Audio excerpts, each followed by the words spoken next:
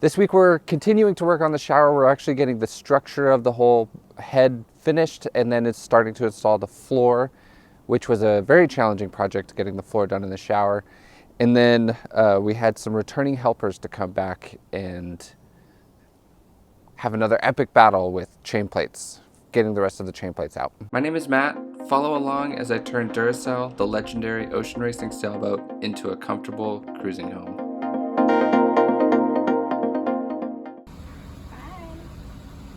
Yanni left me to go visit her family and friends in California, so it's just me and Duracell and La Paz for the next 2 weeks. We may or may not survive. I laminated another sheet of foam core flat stock that will make the aft bulkhead of the shower. I laminate full sheets at a time, even though I don't use the whole thing for the project at hand, because I will have a million projects where smaller pieces will be needed, and I can use the offcuts for those. I can even fiberglass pieces together to make larger parts. Vacuum bagging a whole bunch of smaller parts would use more material in the way of absorbing cloth, vacuum bag, peel ply, and perforated paper, and take more time. I'm not doing 2 sheets every time I make flat stock because then I would go through my epoxy allowance too quickly. But as you can see, I'm getting a lot faster at making flat stock. I used my mock-up to cut out the final piece of the shower using my fresh sheet of foam stock.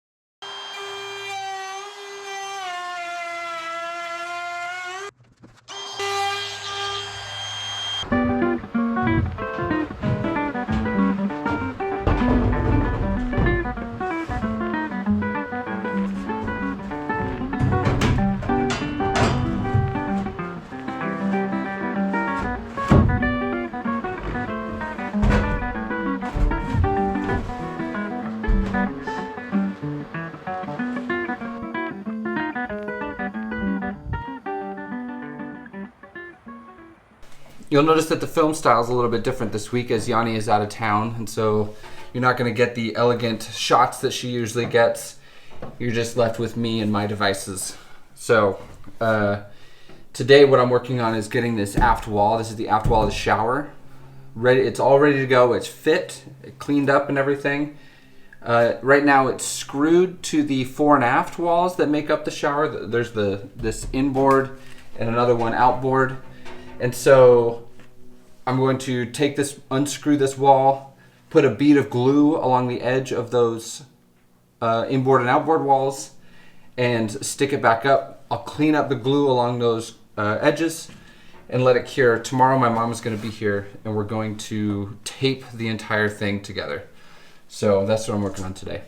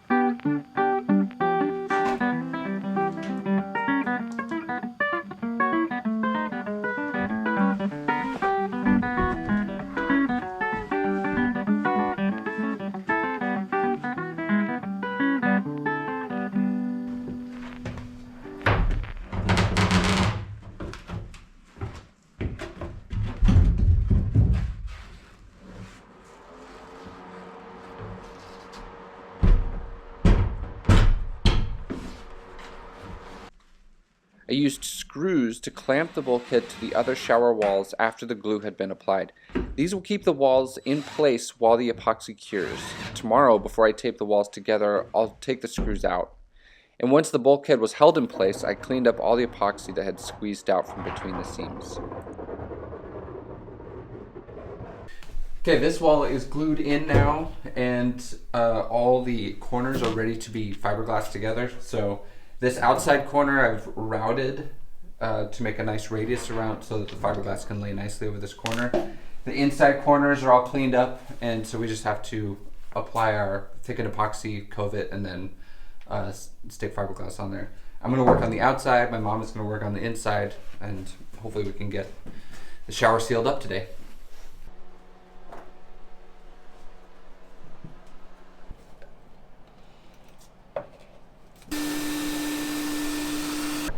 Okay, so we have primed the surface, each surface, with wet clear epoxy, and I put thickened epoxy right on the corner, like a nice lump of it, so that when I wrap the fiberglass just dry onto the corner, that excess thickened epoxy will kind of fill any gaps where the fiberglass doesn't want to bend exactly to the contour of the corner.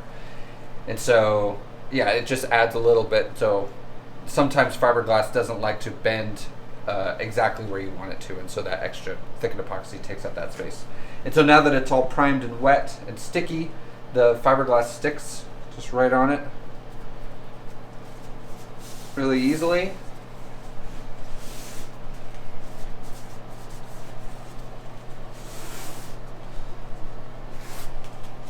And now we just go and wet it out with more clear resin, and then roll over it with my fiberglass roller, and then we'll put peel ply on it.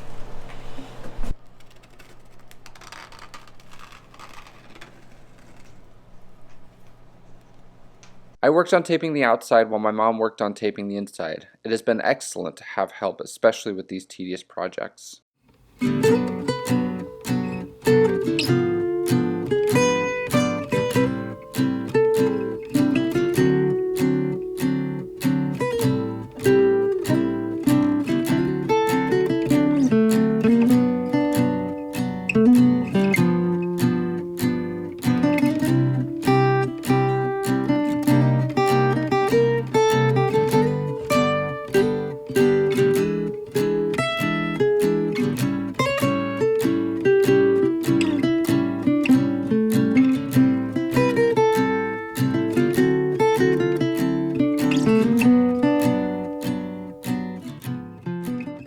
I templated the outboard piece of the bulkhead and used my template to cut out the piece from my foam stock and fit it in.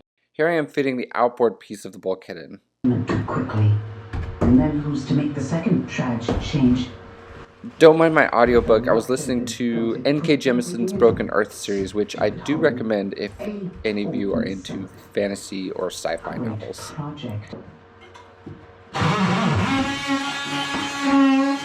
Once the outboard piece was fit in, my mom and I glued it and taped it.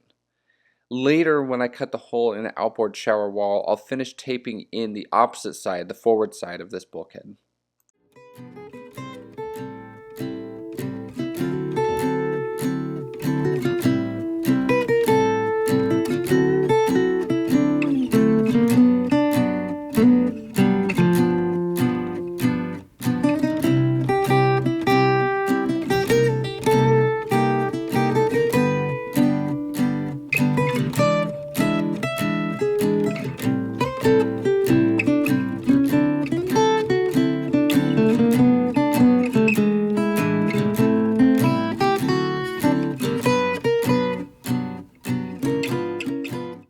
Now that the final shower wall is installed, it's time to build the shower floor. Last week I built a shower pan, and this week I am building in the additional floor pieces which fill in the spaces between the floorings. This is a particularly challenging project because there are a lot of funny curves, and I have to mold the floor to match the existing structure. I started by building a whole bunch of small templates to fit the space, and I'm going to leave the frames exposed because I do think that they look cool, and there will be a bench above them. I cut out the flat stock pieces from the templates and trimmed to get them to fit in.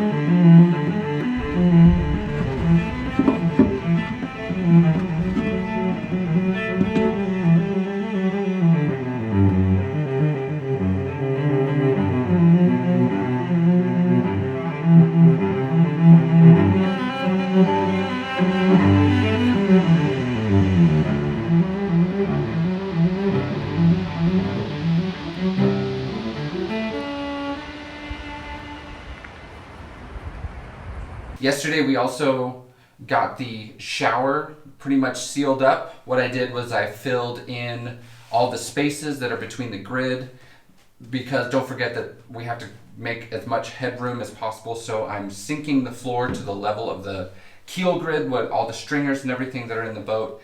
And so I fit those pieces in, glued and glassed them all in. And so now that when you step around inside the shower, it's really solid. And the next step is to start fairing, getting ready for paint, in the shower at least. There are 3 more chain plates to take out. A few weeks ago, I had a couple friends help me take the first 3 out, and now we have some returning helpers. Alex and Marie are back to help me take the last 3 out.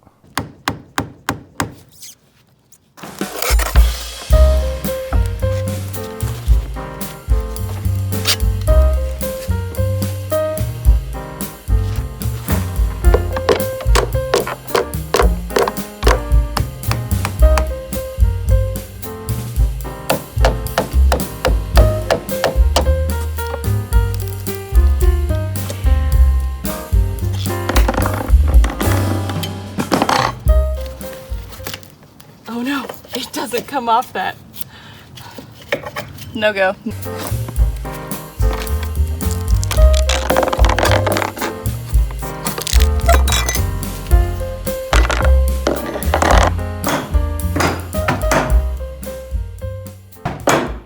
Yanni here. I'm in California putting together footage that Matt is sending me. He's doing a great job filming himself, but this particular clip is special. I'd say it's pretty experimental videography. Thanks for this one, honey.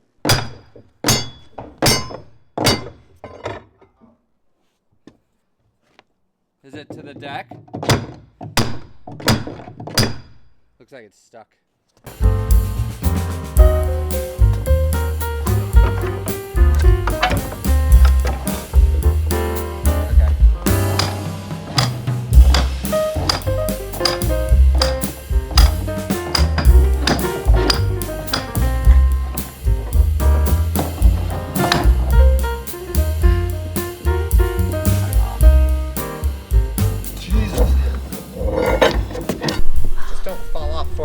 If it goes. Oh, Yeah, that's a really good point. Rip it out backwards.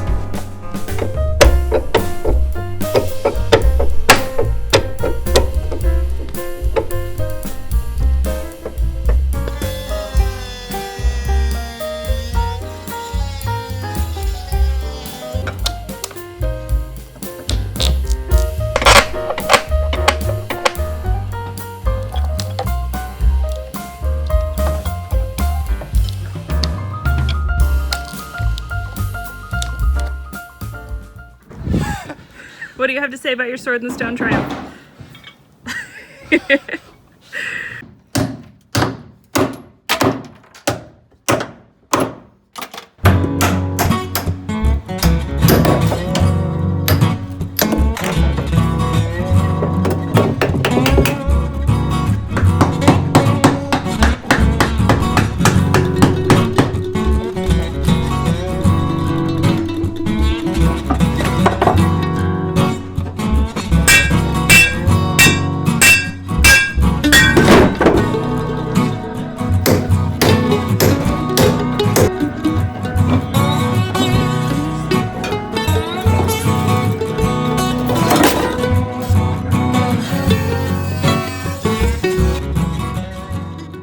For now, I just taped over the holes in the deck where the chain plates were and will laminate over them like I did on the starboard side.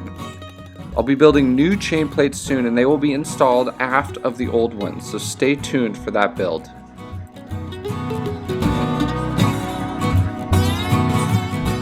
Thank you again to all of our Patreons. We could not do this project without you.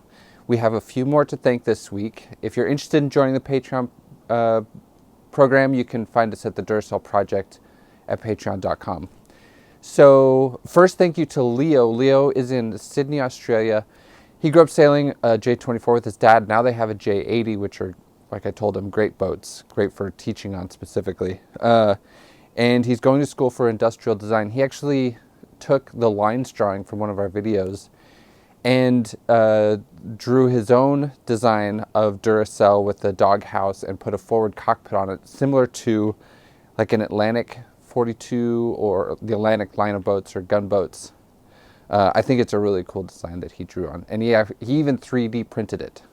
So, very industrious of Leo, but thank you very much. And also thank you to And, who is in Sweden. He used to have his own 38-foot steel boat that he sailed from the Arctic all the way to the Antarctic. Took him 7 years, spent a lot of time in South America.